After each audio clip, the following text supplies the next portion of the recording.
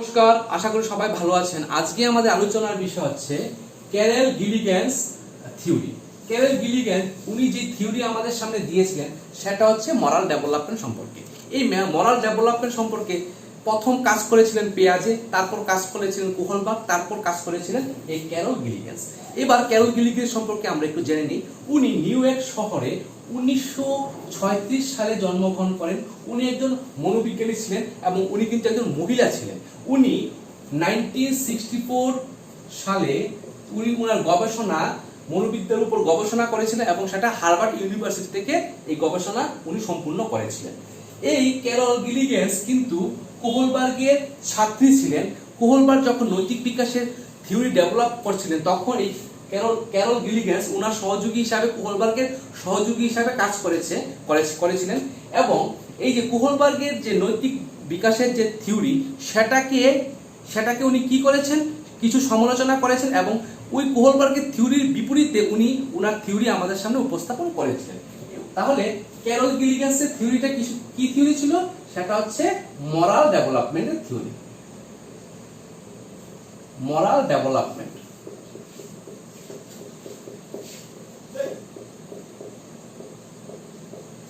তাহলে ক্যারেল গিলিগ্যান্সের যে থিওরি সেটা ছিল কিসের থিওরি?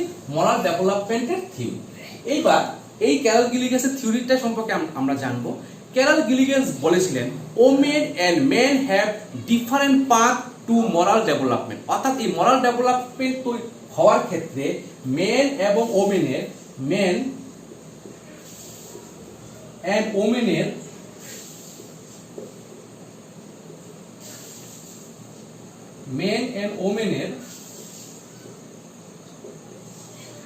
যে মরাল ডেভেলপমেন্টের যে পাথটা কিন্তু দুটা ভিন্ন রকম। আসলে ক্যারেল গিলিগ্যান্স উনি এই যে কোহলবার্গের থিওরির যে মুখ্য সমালোচনাটা যে বিষয়ের উপর করেছিলেন সেটা হচ্ছে ক্যারেল গিলিগ্যান্স বলেছেন যে কোহলবার্গের থিওরিটা সম্পূর্ণভাবে ছেলেদের কথা মাথায় রেখে অর্থাৎ পুরুষদের কথা মাথায় রেখে কিন্তু এই থিওরিটা ডেভেলপ করা হয়েছিল।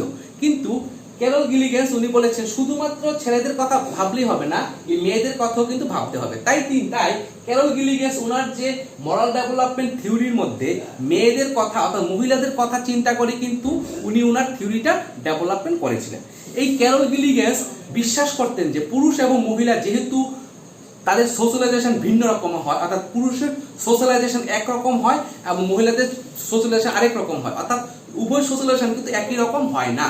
তাই মহিলাদের চাইতে পুরুষদের মানে ইন্টারপার্সোনাল রিলেশন তৈরির ক্ষেত্রে অনেকটাই পুরুষরা পেছনে থাকে। অর্থাৎ ইন্টারপার্সোনাল রিলেশন তৈরির ক্ষেত্রে মহিলারা পুরুষদের চাইতে অনেকটা এগিয়ে থাকে, সক্রিয় থাকে এবং পুরুষদের চাইতে মহিলারা বেশি রেসপন্সিবিলিটি নেয়, পারিবারিক রেসপন্সিবিলিটি, তাছাড়া সন্তানের যত্ন, এই সমস্ত বিষয়ে অর্থাৎ দায়িত্ব বিষয়টা কিন্তু পুরুষদের চাইতে মহিলারা বেশি দায়িত্ব নেয় এবং নিতে ভালোবাসে। এই ছিল ক্যারেল গিলিগ্যান্সের থিওরির মুখ্য কতটি বিষয়। এই ক্যারেল গিলিগ্যান্সের এই মরাল ডেভেলপমেন্ট থিওরি আর এই যে কোহলবার্গের থিওরি, এই দুইটা থিওরির মধ্যে যে বেসিক যে ডিফারেন্স ছিল সেটা হচ্ছে ক্যারেল গিলিগ্যান্সের যে থিওরিটা সেটা হয়েছিল কেয়ার বেসড মরালিটির উপর। অর্থাৎ এই যে ক্যারেল গিলিগ্যান্সের যে মরাল ডেভেলপমেন্ট থিওরিটি সেটা হচ্ছে কেয়ার বেসড মরালিটির উপর, আর কোহলবার্গের যে থিওরিটা সেটা হচ্ছে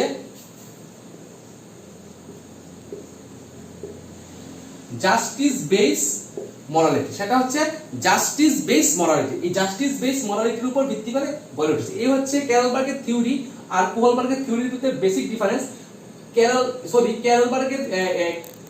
ক্যারেল গিলিগ্যান্সের যে থিওরি সেটা হচ্ছে কি কেয়ার বেস মরালিটির উপর ভিত্তি করে গড়ে উঠেছে, আর যে কোহলবার্গের যে থিওরি, এই কোহলবার্গের থিওরি জাস্টিস বেস মরালিটির উপর ভিত্তি করে কিন্তু গড়ে উঠেছে। এই হচ্ছে বেসিক ডিফারেন্স। এবার আমরা ক্যারেল গিলিগ্যান্সের যে মরাল ডেভেলপমেন্ট থিওরির যে মেজর পয়েন্টস গুলি কি সেটা আমরা জানবো, অর্থাৎ গুরুত্বপূর্ণ বিষয়গুলি কি সেটা আমরা জানবো। এইবার ক্যারল গিলিগেন্স তার মরাল ডেভেলপমেন্ট থিওরির মধ্যে প্রথম যে কথাটা বলেছে সেটা হচ্ছে জেন্ডার ডিফারেন্স।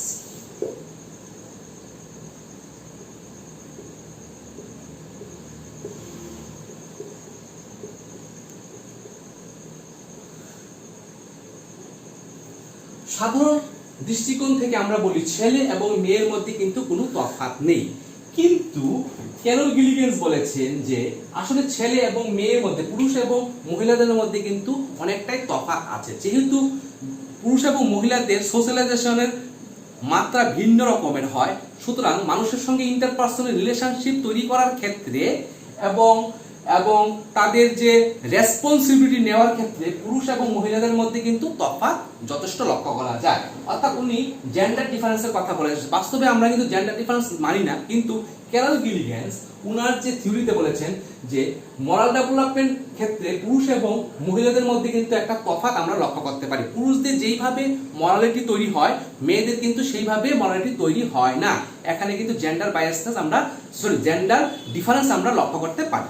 তারপরটা হচ্ছে, তারপরে যে উনি যে গুরুত্বপূর্ণ বিষয়টা বলেছেন সেটা হচ্ছে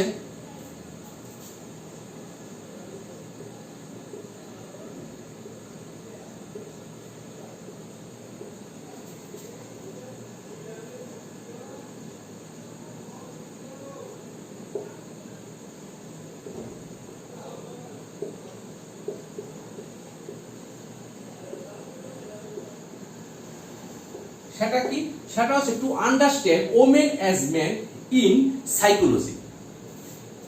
অর্থাৎ উনার থিওরিতে উনি বলেছেন যে আমরা সাধারণত যে সাইকোলজির যে আমাদের যে বিভিন্ন তত্ত্বগুলি আছে, যেমন কোহলবার্গের তত্ত্বটা আমরা ধরি, সেটা কিন্তু ছেলেদের কথা বিচার করে কিন্তু তৈরি হয়েছে।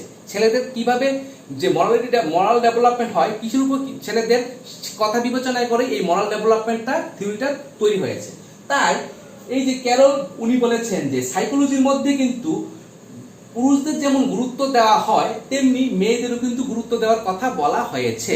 অর্থাৎ এখানে শুধুমাত্র কোনো থিওরি ডেভেলপমেন্ট করতে গেলে, কোনো সাইকোলজির কোনো থিওরি ডেভেলপমেন্ট করতে গেলে শুধু ছেলেদের কথাই বিবেচনা করে আমরা থিওরি ডেভেলপমেন্ট করলে হবে না, সঙ্গে সঙ্গে কিন্তু মেয়েদের কথা চিন্তা করেও কিন্তু এই থিওরি ডেভেলপমেন্ট করতে হবে। তাই সাইকোলজিতে কি পুরুষ এবং মেয়েদের, পুরুষদের মতো মেয়েদেরকে গুরুত্ব দেওয়ার কথা কিন্তু উনি বলেছেন। তারপর 3 নাম্বার হচ্ছে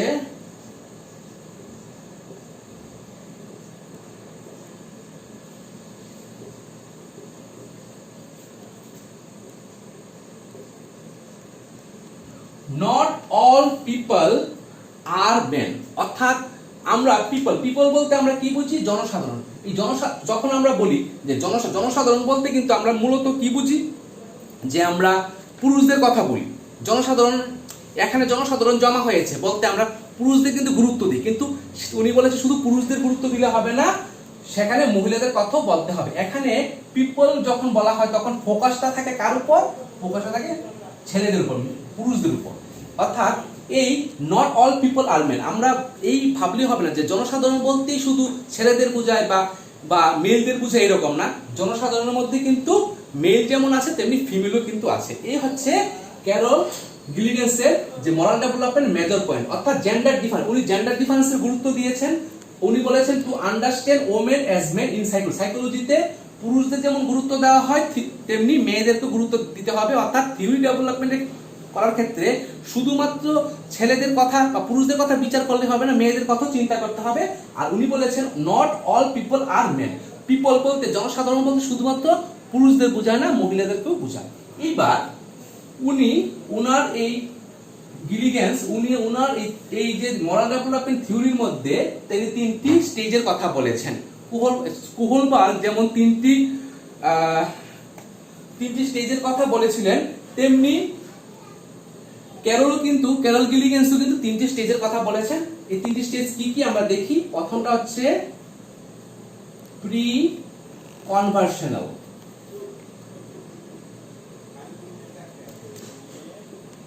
প্রি কনভার্সনাল স্টেজ, প্রথমটা হচ্ছে প্রি কনভার্সনাল স্টেজ, দ্বিতীয়টা হচ্ছে কনভার্সনাল স্টেজ, তৃতীয়টা হচ্ছে পোস্ট কনভার্সনাল স্টেজ। তৃতীয়টা হচ্ছে পোস্ট কনভার্সনাল স্টেজ।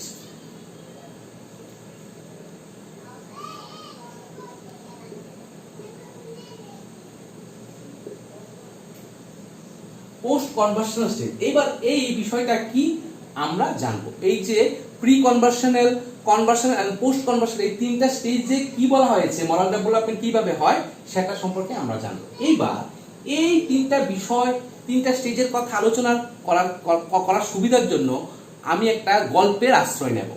আমি ধরে নেই যে সবিতা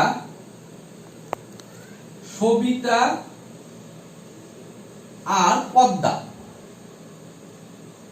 সবিতা আর পদ্মা দুই বান্ধবী, সবিতা আর পদ্মা দুই বান্ধবী। তারা কি করে, তারা খুব একজন অপরের সঙ্গে খুব মেলামেশা করে, তারা একসঙ্গে বসে, একসঙ্গে খাবার খায়, একসঙ্গে স্কুলে যায়।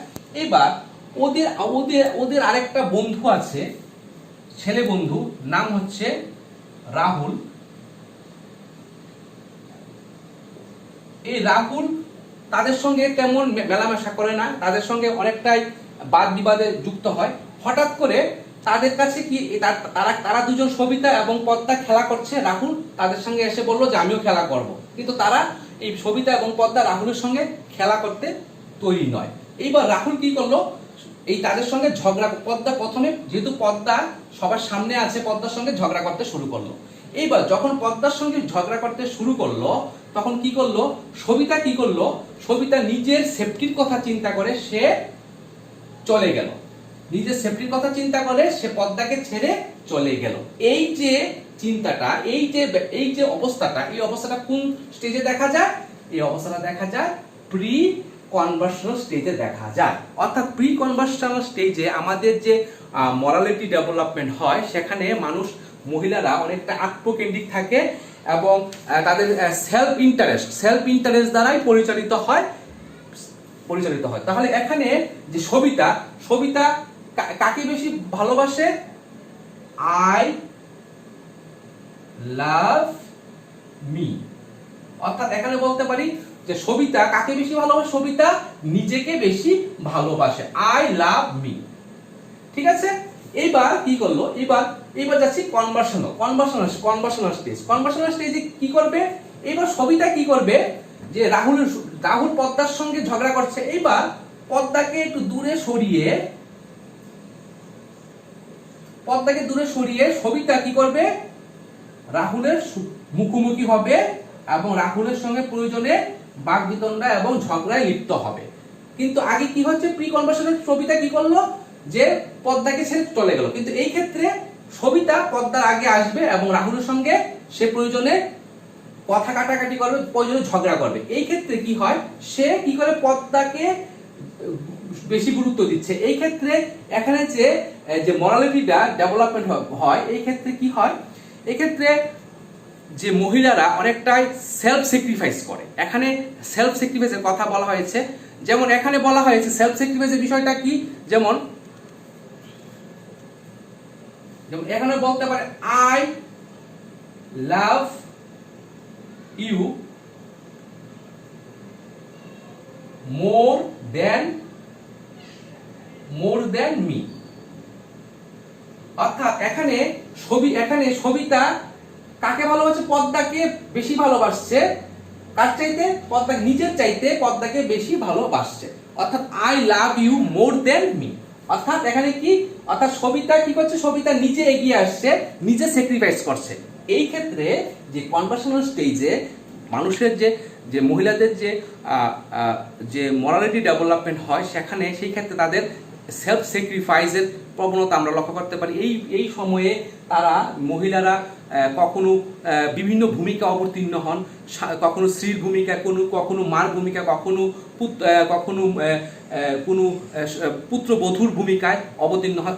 এই অবতীর্ণ হয়ে তারা কি করে, তারা নিজেকে স্যাক্রিফাইস করে। এই ক্ষেত্রে I love you more than me, আমি তোমাকে ভালোবাসি আমার চাইতে, I love you more than me. এখানে সবিতা কি করছে, পদ্মাকে বেশি ভালোবাসে সবিতা নিজের চাইতে। আর প্রি কনভার্সনাল কি ছিল, যে সবিতা কিন্তু লেফট হয়ে গেল, চলে গেল, পদ্মাকে বিপদে ফেলে চলে গেল। আর এই ক্ষেত্রে না, সে পদ্মাকে রক্ষা করার জন্য এগিয়ে আসে, প্রয়োজনে রাহুলের সঙ্গে বাক বিতণ্ডতা এবং রাহুলের সঙ্গে ঝগড়া করতেও সে কিন্তু পিছু পা হবে না। এই হচ্ছে কনভার্সনাল স্টেজের ক্ষেত্রে। এইবার পোস্ট কনভার্সনাল স্টেজের মধ্যে কি হবে? এইবার পোস্ট কনভার্সনাল স্টেজে কি হবে? এইবার পদ্মাকে কি করবে? রক্ষা করার জন্য সবিতা আসবে ঠিকই, কিন্তু সে এইবার রাহুলের সঙ্গে কিন্তু বিভিন্ন তর্কের মধ্যেও যাবে না, কোনো ঝগড়ার মধ্যেও যাবে না। সে কি করবে যে সেখানে কি হবে, তাদের মধ্যে একটা কি হবে, একটা নন ভায়োলেন্স যেন না হয়, কারোর যেন কোনো আঘাত না হয়, কারোর জন্য ক্ষতি না হয়, সেটা চিন্তা করবে। এবং সবিতা কি বলবে? রাহুলকে বলবে ডোন্ট ফাইট, কারণ ঝগড়া করা ভালো নয়। এই ক্ষেত্রে কি হচ্ছে, পোস্ট কনভার্সেশন স্টেজে কি হচ্ছে, সবিতা কি করছে? সবিতা পদ্মাকে রক্ষা করছে এবং রাহুলকে বলছে যে ঝগড়া করা উচিত নয়, ঝগড়া করলে কারো না কারো ক্ষতি হতে পারে। এই ক্ষেত্রে পোস্ট কনভার্সেশন স্টেজে যে মহিলারা কি করে, তারা নন ভায়োলেন্স স্টেজে আসে এবং তারা কি করে, তারা এই দুইটা স্টেজের প্রি কনভার্সনাল এবং কনভার্সনাল স্টেজের যে মধ্যবর্তী যে স্টেজটা, এই দুইটা স্টেজের মধ্যে ব্যালেন্স করে পোস্ট কনভার্সনাল স্টেজে। তাহলে পোস্ট কনভার্সনাল কি হবে? I love me and you. প্রথমটা কি ছিল? যে আমি নিজেকেই ভালোবাসি। সবিতা নিজেকেই ভালোবাসে, তাই সে কি করলো? সে নিজে পদ্মাকে ছেড়ে দিয়ে চলে গেল। কিন্তু কনভার্সনাল কি করলো? I love you more than me, আমি তোমাকে আমার চাইতে বেশি ভালোবাসি। এই সে যে কি করলো, সবিতা পদ্মাকে বাঁচানোর জন্য সামনে এগিয়ে আসলো এবং প্রয়োজনে ঝগড়া করলো। কিন্তু পোস্ট কনভার্সনাল স্টেজে এসে কি করলো? যে না, আই লাভ মি, আমি আমাকেও ভালোবাসি, আমি তোমাকেও ভালোবাসি, সুতরাং ঝগড়া করার কোনো প্রয়োজন নেই, চলো আমরা উভয় একসঙ্গে মিলে খেলা করি। কোনো বাকবিতণ্ডা, কোনো ভায়োলেন্সের কোনো প্রয়োজন নেই, কোনো ঝগড়া বিতণ্ডা করার প্রয়োজন নেই। এখন আমরা আমিও ভালো থাকবো, তুমিও ভালো থাকবে। এই যে চিন্তা ভাবনাটা, সেটা মহিলাদের কখন আসে? পোস্ট কনভার্সনাল স্টেজে আসে। এই হচ্ছে মোটামুটি একটা ধারণা। অর্থাৎ কোরেল গিলিগেন্স উনার যে মরাল ডেভেলপমেন্ট থিওরিতে তিনটা স্টেজের কথা বলেছেন: প্রি কনভার্সনাল স্টেজ, কনভার্সনাল স্টেজ এবং পোস্ট কনভার্সনাল স্টেজ। এই হচ্ছে মোটামুটি আলোচনা। আশা করি আপনাদের ভালো লেগেছে। পরবর্তী সময় আরেকটা ভিডিও নিয়ে আসবো। ততক্ষণ পর্যন্ত ভালো থাকবেন, সুস্থ থাকবেন। নমস্কার।